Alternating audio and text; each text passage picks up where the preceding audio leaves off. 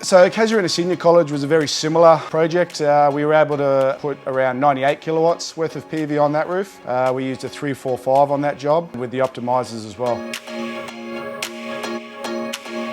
Yeah, so the NT government specified that they really wanted an optimised system. So like all designs, we really have to look at the roof, the orientation, the pitch of the roof, the shading issues that we might come up against.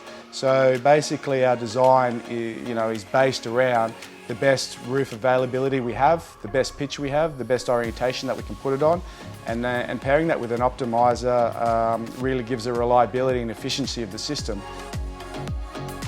Look, I think the NT government are really looking for longevity in their systems, quality and efficiency. So when they said they wanted a 25-year performance and a 25-year manufacturing warranty, they obviously want the system to last and they want the performance to be there over time as well. So there was a little bit more to this job. Obviously we were working at schools, so we had to basically abide by the school's regulations, OCA cards, working with children's cards, working on the weekends, working in between school hours.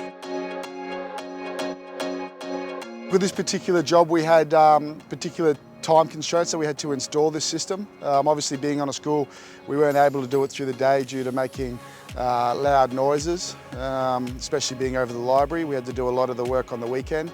On this particular project, we got our entire team involved, from electricians to solar installers. We had about 25 guys here on Saturday and Sunday, and we were able to successfully do all the railing and lay the panels.